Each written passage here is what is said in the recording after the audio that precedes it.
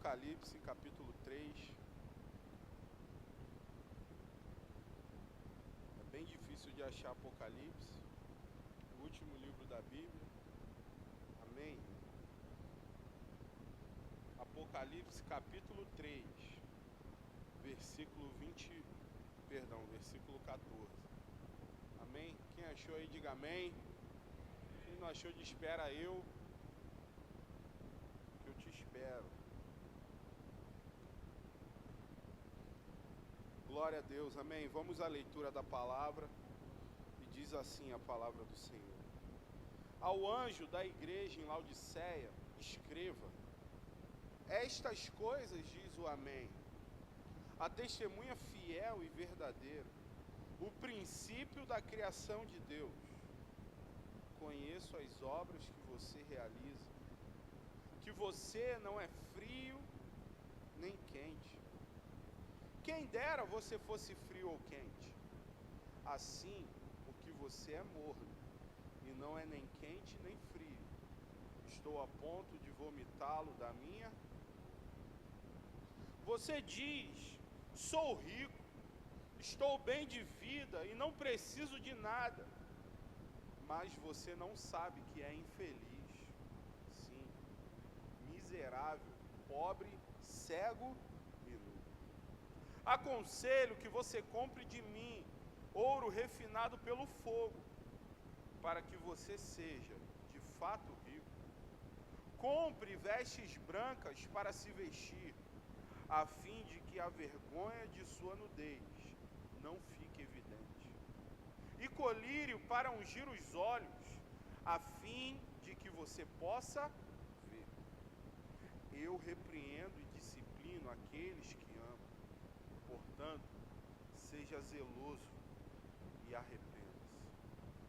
Eis que estou à porta e bato. Se alguém ouvir a minha voz e abrir a porta, entrarei em sua casa e cearei com ele, e ele comigo. Ao vencedor, darei o direito de sentar-se comigo no meu trono, assim como também eu venci e me sentei com o meu Pai no seu trono. Quem tem ouvidos, ouça o que o Espírito diz às igrejas. Amém? Curva a sua cabeça, feche os seus olhos. Pai, nós queremos entregar a Tua palavra diante de Ti. Nós queremos Te pedir que o Senhor fale profundamente ao nosso coração nessa noite. Que o Senhor possa, Pai, abrir a nossa mente, os nossos olhos e os nossos ouvidos espirituais, para que possamos entender o que a Tua palavra quer comunicar ao nosso coração nesse lugar. Senhor, que nós possamos sair daqui de maneira diferente ao qual entramos. Que nós possamos entender que essa palavra não é para alguém que deveria estar aqui, mas essa palavra é para a nossa vida, é para mim, Pai. E que nós possamos tomar posse dela e possamos nos posicionar diante de Ti.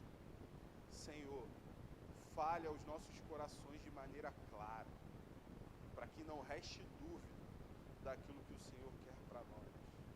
Me use como um fiel expositor da Tua palavra. Eu reconheço que nada vem de mim, mas tudo vem de Ti. E é assim que eu oro e Te agradeço. Em nome de Jesus. Amém. Glória a Deus. Amém, queridos? Nós acabamos de ler uma das cartas de João às 7 igrejas da Ásia Menor. João foi inspirado pelo Senhor. João estava exilado na ilha de Patmos e de repente recebeu uma visão.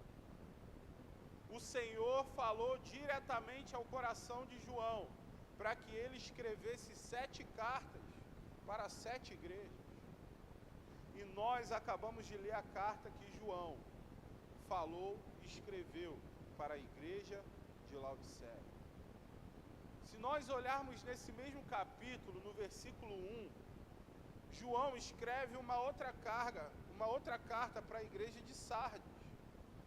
Uma carta muito parecida. condenando praticamente as mesmas coisas, dizendo que conhecia as obras daquela igreja, mas que algo não estava de acordo com aquilo que o Senhor desejava. Essa igreja de Laodiceia era uma igreja situada em uma cidade muito próspera, muito rica. Era uma igreja localizada em uma cidade comercial. Os membros da igreja tinham uma boa condição financeira. Era uma igreja que provavelmente não tinha necessidades materiais. Porém, o Senhor olha para aquela igreja e sente que algo está acontecendo naquele lugar. O Senhor olha para aquela igreja e identifica algo que talvez seja a tônica da nossa vida. O Senhor olha para aquela igreja e Ele alerta aquela igreja para algo que talvez eu e você que estamos aqui, nós estamos passando por isso e não conseguimos enxergar, assim como aquela igreja não enxergava. Sabe o que aquela igreja enfrentava? O tema da minha mensagem de hoje: frieza espiritual, uma ameaça interna. Aquela igreja era uma igreja, como eu falei aqui, com certeza muito próspera. Tinham tudo o que precisavam. Não havia ausência de nada, materialmente falando, mas faltava o principal: a presença de Jesus. Eles estavam, muitas vezes, tão preocupados com aquilo que estavam fazendo e esqueceram de olhar para um inimigo que muitas vezes dormia junto com eles, porque estava dentro de cada um deles, que é a frieza espiritual. Nós vivemos em um período, em um tempo, onde o ativismo espiritual, ele é a tônica de muitas igrejas. Onde a frieza espiritual é tão comum, ela acontece tão repentinamente, ela vem de uma maneira tão sorrateira, que ninguém vê, que talvez você está aqui, fazendo algo para Deus, servindo ao Senhor, mas o teu coração já está passando por essa frieza há muito tempo. Mas há sinais claros de frieza espiritual. Há sinais claros que nós precisamos olhar para a nossa vida e fazer uma autoavaliação se nós não estamos dando sinais de frieza espiritual no nosso coração. Nós precisamos olhar para o nosso interior. E eu quero te pedir para fazer algo. Olha para a pessoa que está do teu lado aí. Olha para ela e fala para ela assim: essa palavra é para mim, não é para você. Você precisa tomar essa palavra para você. Porque a verdade é que muitas vezes Deus quer falar com a gente e a gente está pensando em quem não está aqui. Mas se Deus te trouxe aqui é porque Ele quer falar com você. Amém, querido? Glória a Deus. Qual é o primeiro sinal de frieza espiritual que vemos nesse texto? Em primeiro lugar, indiferença espiritual. Olha o que diz no versículo 3, no versículo 15. Conheço as obras que você realiza, que você não é nem frio nem quente. Quem dera você fosse frio um pouquinho. Sabe o que é isso, irmão? Jesus, ele fala assim: olha, eu conheço as suas obras. Eu sei que você trabalha muito. Eu sei que você faz muita coisa. Eu sei que você faz a obra com muito fervor. Mas deixa eu te falar, aquilo que você deveria carregar, você não carrega mais. Eu sei que você faz algo na igreja com uma motivação tremenda, porque você gosta de fazer, mas o teu coração está distante de mim. O Senhor está falando assim: olha, vocês estão fazendo a obra de Deus, sem trazer o Deus da obra para o centro. Vocês estão fazendo algo para Deus e se esquecendo que o principal é Ele. Aquela igreja, eles talvez pela sua condição financeira, se o pastor da igreja falasse assim, olha, vamos fazer isso aqui, irmão, se bobear em 5 dias estava feito, tudo pronto. Uma bênção. Mas eles não tinham mais vida com Deus. Não tinham mais devocional. Não tinham mais oração. Não tinham mais leitura da palavra. Mas mesmo assim estavam dentro da igreja fazendo algo do Senhor. Imagino eu, uma igreja já sem temor a Deus. Chegou num nível de frieza espiritual tão grande. Sabe o que significa indiferença espiritual? É quando o que antes você lutava contra, o pecado que você lutava contra, agora ele se torna parte da tua vida. Você já não luta mais contra ele, porque ele se tornou normal. É o famoso nada a ver. Você conhece o nada a ver?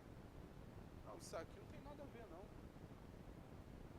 Não, fazer isso aqui, lá atrás tinha problema, mas agora eu já estou tão acostumado que para mim já se tornou parte da minha rotina.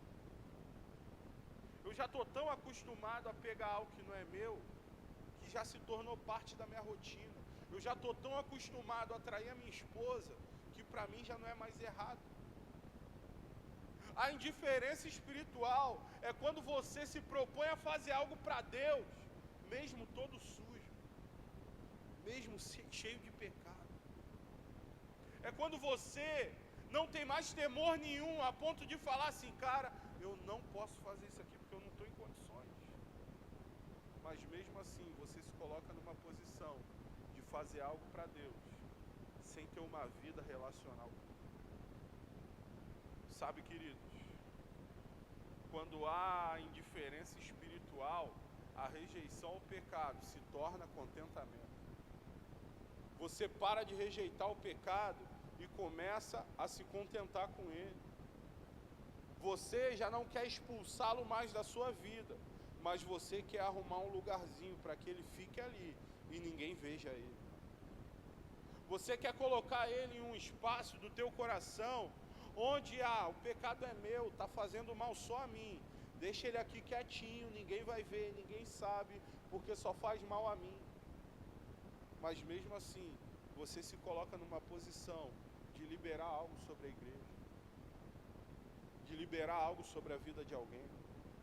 Nós precisamos entender que essa indiferença é sinônimo de frieza. Você começa a aceitar ambientes que antes você rejeitava. Antes um ambiente mundano, uma conversa mundana te incomodava, hoje não incomoda mais. Antes, quando você estava lá numa reunião de família e colocava um pagode lá, você ficava incomodado querendo ir embora. Hoje, você já começa a bater o pé. Antes, quando começava a tocar alguma coisa lá que era contra aquilo que você pensava, você, não, tira aí, me respeita aí, pô, sou cristão, não coloca isso aí não. Hoje, eu estou aqui, eles que estão ouvindo, eu estou aqui mesmo, estou tranquilo, está tudo bem, está tudo certo. Você começa a aceitar ambientes e a estar em lugares que antes não te cabiam, mas hoje você arruma um jeito de estar lá. Indiferença espiritual, sinônimo de frieza espiritual. Imagine, irmão, um despertador.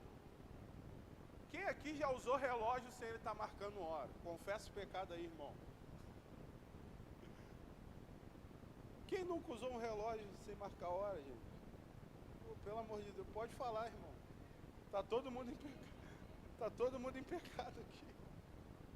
Só enfeite. A indiferença espiritual é assim, sabia? Você coloca o relógio no pulso para que o externo veja algo bonito, mas o propósito dele não está sendo cumprido. Você está aqui com uma aparência muito boa, mas o teu propósito você não cumpre, porque você não tem vida com Deus. Quando nós estamos nesse ponto, quando nós chegamos nesse nível, você precisa abrir os seus olhos, sabe por quê? Você vai morrer espiritualmente. A frieza espiritual vai te matar. Se você não abrir os seus olhos, Satanás vai te destruir. Porque Satanás, ele não cria nada. Satanás, ele não é criativo. O pastor Emerson falou essa frase uma vez para mim, marcou meu coração. Satanás não é criativo. Satanás, ele trabalha com a intenção que já está no teu coração. E muitas vezes nós, acompanhados de uma cegueira espiritual, nós estamos ficando frios com a obra do Senhor e não estamos percebendo. Talvez você veio para cá hoje bater teu ponto. Talvez você veio para cá hoje assim, vou lá, tem que ir domingo na igreja. Não, estou escalado para alguma coisa. Não, eu vou lá, tem que estar lá, né? Fazer o quê? Queria estar vendo o jogo do meu time, mas tem que estar lá. Deixa eu te falar, Deus não quer pessoas assim. Deus não quer corações assim. Sabe por quê? A igreja de Laodiceia fazia a mesma coisa. E o Senhor de repente chega e expõe aquela igreja.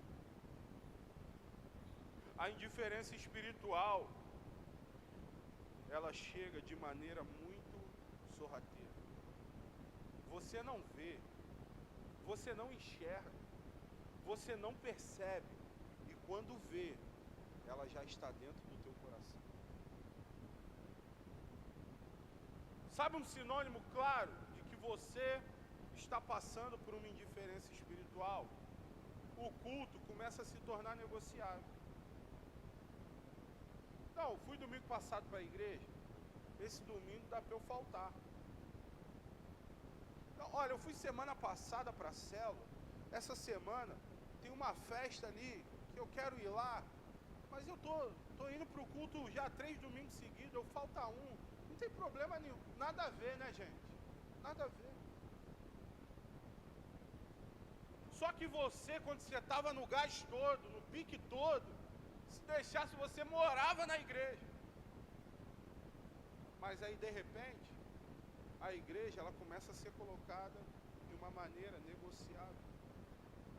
Você começa a negociar, sabe o quê? A sua vida espiritual. Não, hoje eu não orei não. Mas, Senhor, amanhã eu vou orar. Não tem aquela frase que colocam em mercadinho, fiado só amanhã? Não tem? Aí você coloca lá, oração só amanhã. Bíblia só amanhã.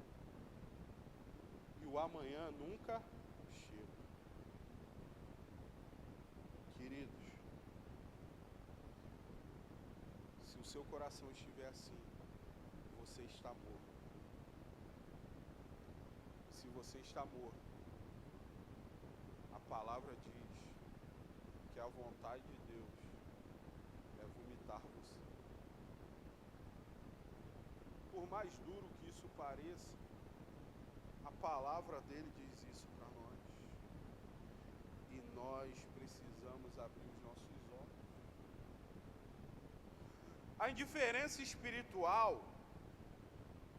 não mata de uma vez, mas ela apaga a nossa alma dia após dia.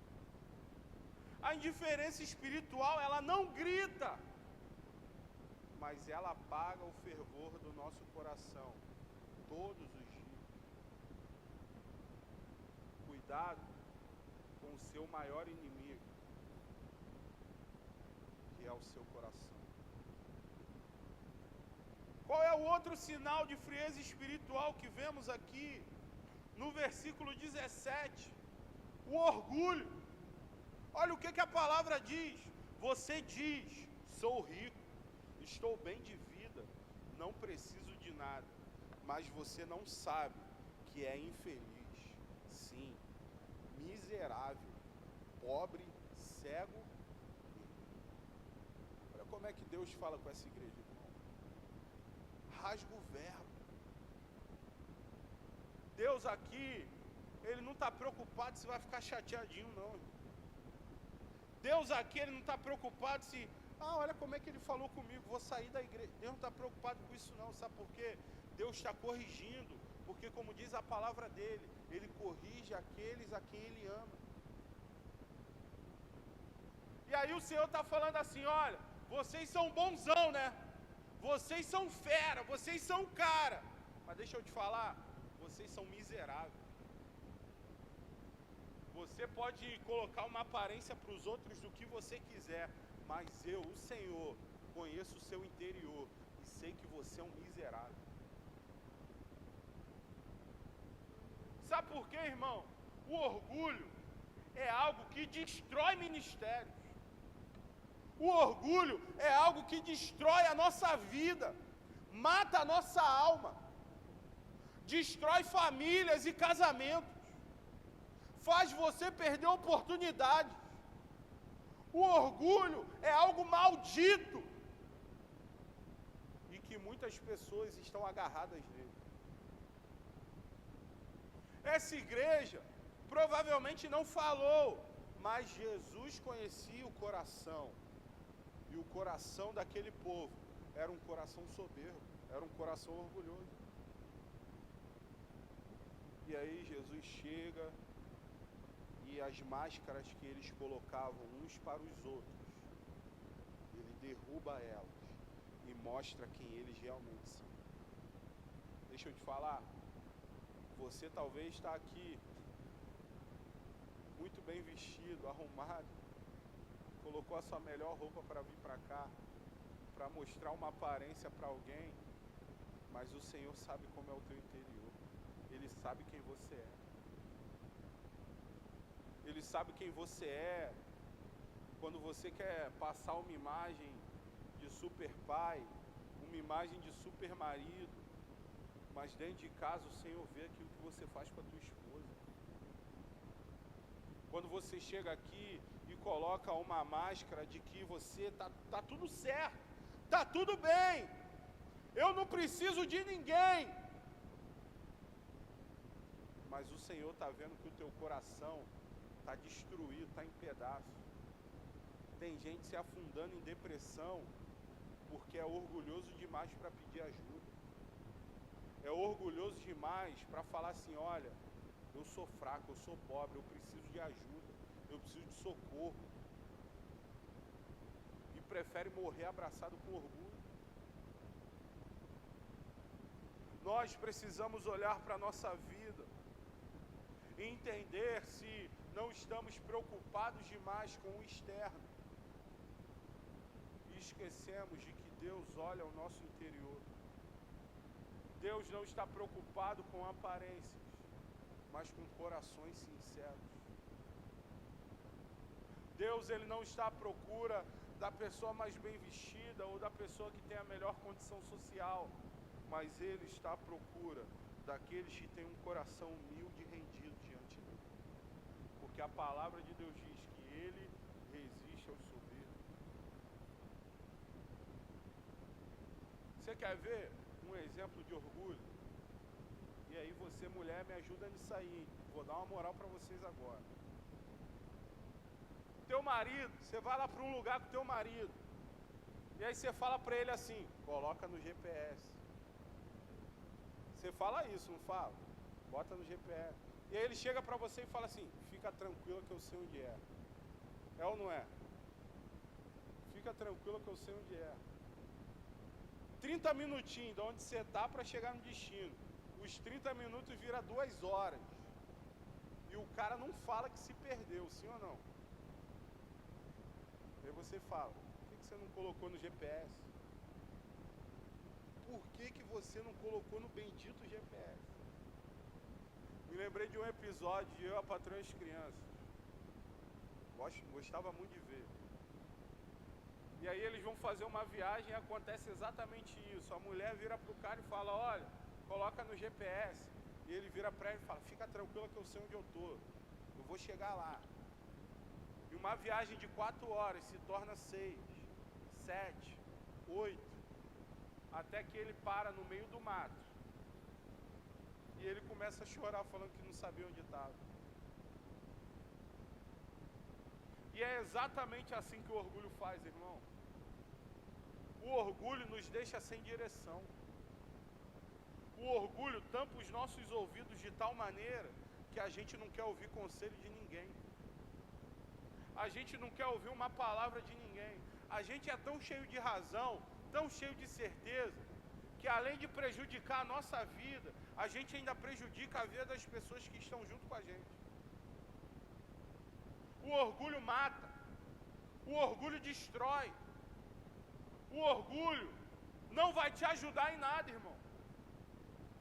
Se você acha que o teu orgulho, você saber de tudo, você ser o certo sempre, vai te levar a algum lugar, me desculpa, mas vai chegar uma hora que você vai estar sozinho, porque ninguém aguenta alguém orgulhoso.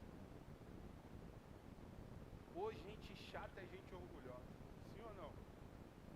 Gente que não admite erro, gente que aponta o erro dos outros e coloca o seu debaixo do tapete, gente que bota o erro dos outros lá em cima e minimiza os seus erros. Gente que quando eu vi uma vez um Reels no Instagram e um pastor falava assim, olha, se eu for na sua casa, eu pastor, e eu derramar um pouco de suco de uva na sua toalha branca, você vai falar o que para mim? Calma pastor, fica tranquilo, não, deixa, eu vou limpar. Mas se for a tua família, o que você faz? Eu vou te matar, garoto. Olha o que você está fazendo aqui.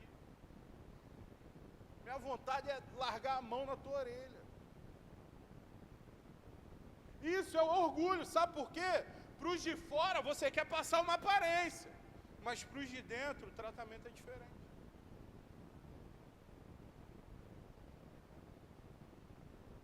Muitas vezes nós estamos caminhando assim. Nós estamos caminhando como esse exemplo que eu dei, ignorando as direções de Deus, evitando conselhos, demorando a admitir que erramos. E aí, quando percebemos, perdemos oportunidades poderosas que poderiam transformar a nossa vida. O orgulho faz com que você não consiga abandonar o seu pecado. Sabe por quê? O outro lá faz isso e está lá. O que é o meu pecado perto dele? O orgulho faz com que você não olhe para você mesmo. Foi o que o Senhor fez com essa igreja. Olha, vocês estão dizendo que são os tais, os caras, mas deixa eu mostrar o que você realmente é.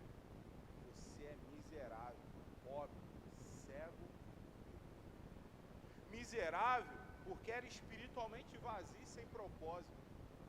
Pobre porque não tinha riquezas espirituais. Cego porque não tinha discernimento e vivia iludida por uma aparência. E nu porque não tinha cobertura espiritual, era vulnerável. E a pergunta que eu te faço é: até quando você vai viver orgulhoso? Lembra que nós falamos aqui no início que a palavra era para nós? Faça essa pergunta para o seu interior: até quando eu vou viver orgulhoso? Até quando eu vou viver querendo caminhar de acordo com os meus pensamentos, com aquilo que eu acho, com aquilo que eu penso, e ignorando as direções que Deus está dando para a minha vida?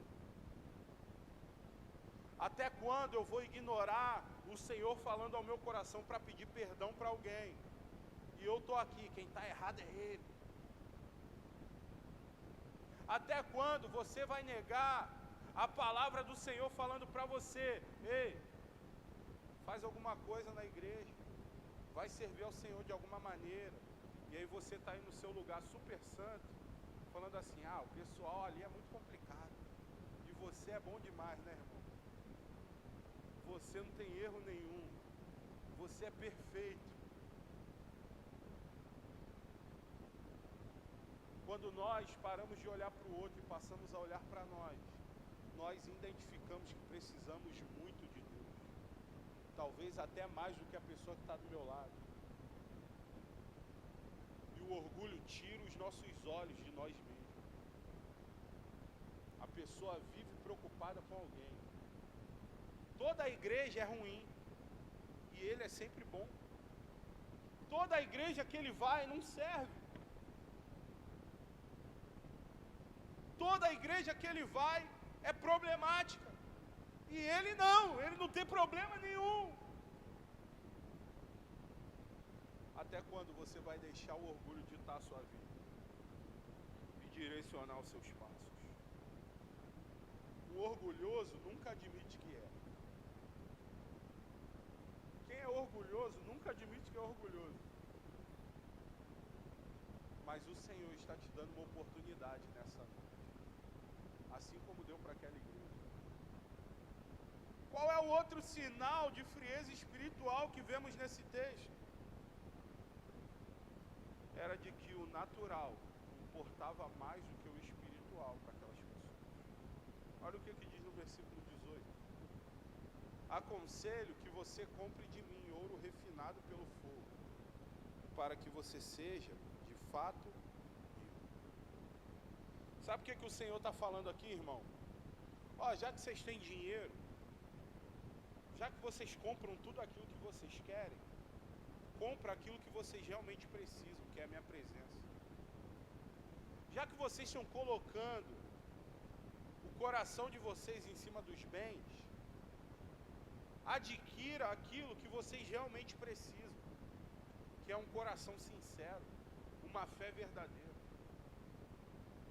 O Senhor não está aqui falando que precisava do dinheiro deles, mas baseado no coração daquela igreja, o Senhor fala: olha, já que vocês acham que o dinheiro resolve tudo, compra aquilo que eu tenho para dar a vocês. Um ouro espiritual. Um ouro que simboliza a presença. Sabe por quê, irmão? Aquela igreja, a condição financeira delas era tão boa, que eles achavam que não precisava de mais nada. O dinheiro ia sustentar tudo.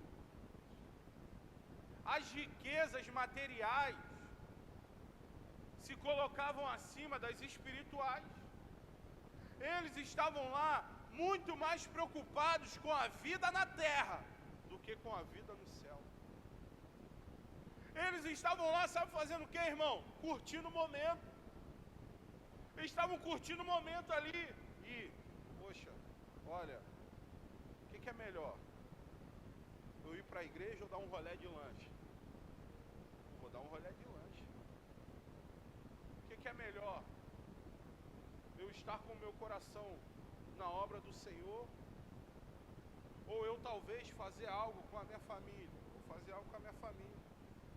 Mas o Senhor em nenhum momento diz para eles que os bens materiais deles, aquilo que eles adquiriram, que o erro era aquilo. Mas o erro estava no coração. O Senhor, Ele tem bênçãos materiais para a tua vida, irmão. Vou te falar, o Senhor quer que você experimente o melhor dessa terra. O Senhor quer que você seja tão abençoado a ponto de você abençoar outras pessoas. O problema é quando o material se torna o ídolo do nosso coração. O problema é quando o trabalho fica acima da nossa vida espiritual. O problema é quando o dinheiro fica acima da nossa vida espiritual. O problema é quando o desejo de conquistar algo na terra fica acima do desejo de ter uma vida eterna com o Senhor.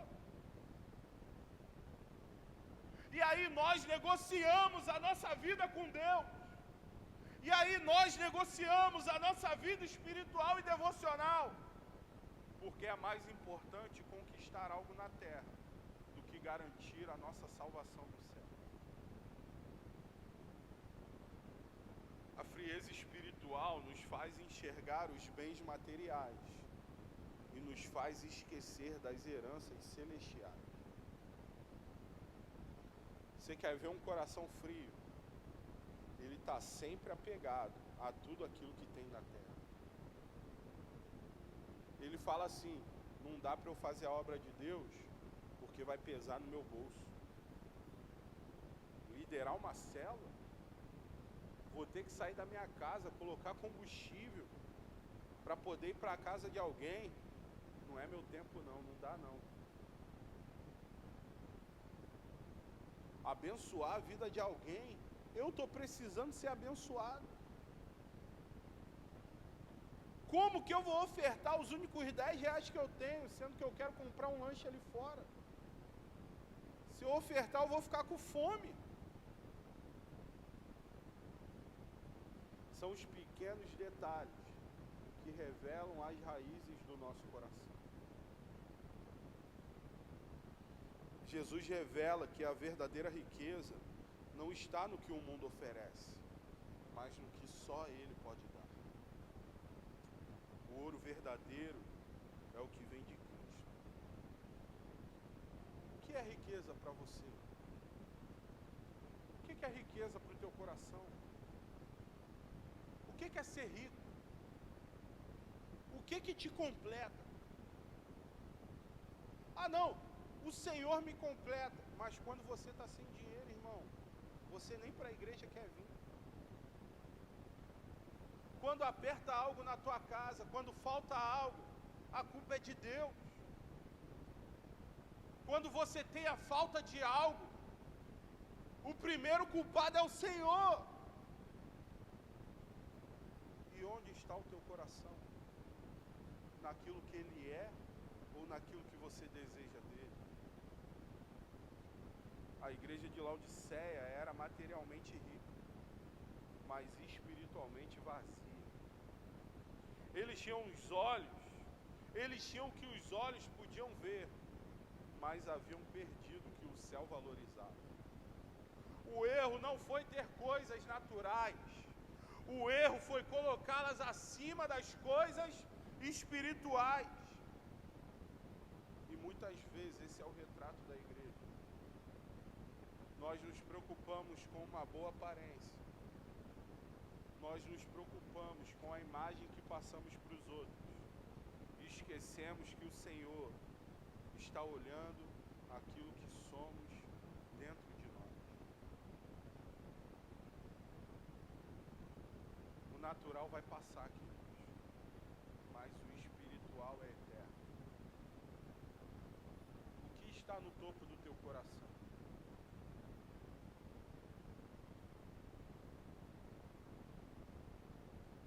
Você pode ter sucesso no mundo e ainda assim estar falido no céu. Você pode cuidar muito bem do que veste o seu corpo, mas se esquecer daquilo que realmente cobre a sua alma. O natural, ele pode impressionar homens, mas é o espiritual que atrai a presença de Deus. Não adianta estar rico no banco e pobre na fé. Seus bens materiais não vão te salvar. O dinheiro que você tanto trabalha para conquistar não vai te salvar. A opção que você muitas vezes dá ao dinheiro, ao seu trabalho, e está te afastando da presença de Deus, da obra de Deus, não vai te levar para o céu. E a frieza espiritual começa quando isso toma o topo do nosso coração. Você lembra que eu falei que Satanás não é criativo? Ele não cria nada, mas ele trabalha sempre com os desejos que já há no nosso coração. Você quer ver um exemplo disso? Mateus 4, do 1 ao 11. Jesus é levado ao deserto para ser tentado.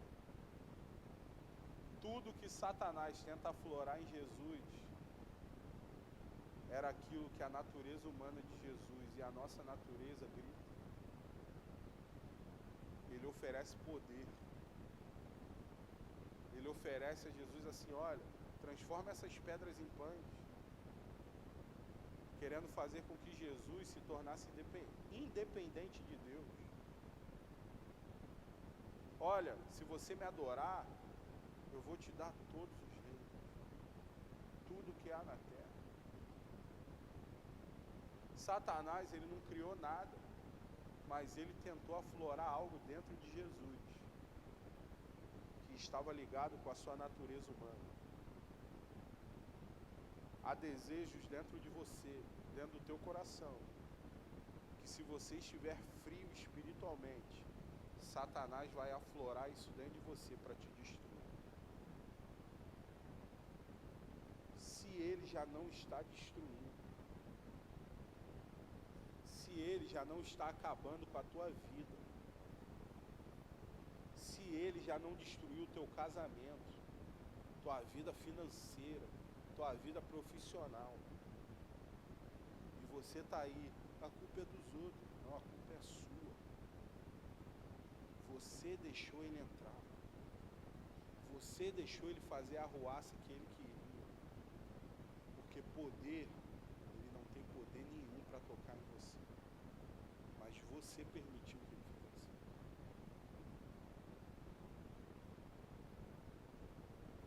Se você está nesse nível de frieza espiritual, a boa notícia é o que está no versículo 19. O Senhor diz assim: eu repreendo e disciplino aqueles que amam. Portanto, seja zeloso e arrependa-se. A igreja de Laodiceia foi destruída. Não existe mais. E sabe o que destruiu aquela igreja? Não foi a perseguição. Não foram demônios. Não foram ataques de Satanás. Mas foi a autossuficiência e o orgulho. Às vezes a gente brinca, né? Tá colocando a culpa no diabo e ele não fez nada. Cuidado com aquilo que está dentro de você. Talvez esse seja o seu maior inimigo hoje. E é ele que está te matando todos os dias. Nós precisamos estar atentos aos sinais da frieza espiritual.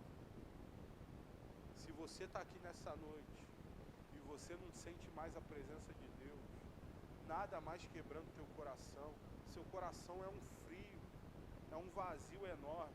Deixa eu te falar, se arrependa logo. Abra o teu coração. Se coloque diante de Deus e fala: Senhor, eu não quero viver isso. Eu não quero ser tão crítico assim. Eu não quero ficar apontando o erro de todo mundo, mas com a minha vida, Pai, cheia de falhas e erros. Eu quero viver a tua vontade. E a palavra dele no versículo 20 completa: eis que estou à porta e bato. Aquele que abrir a porta, eu cearei com ele, e ele comigo. Jesus está batendo na porta do teu coração para acabar com a frieza espiritual que tem assolado você. Feche os seus olhos, curva a sua cabeça. Eu quero orar pela sua vida.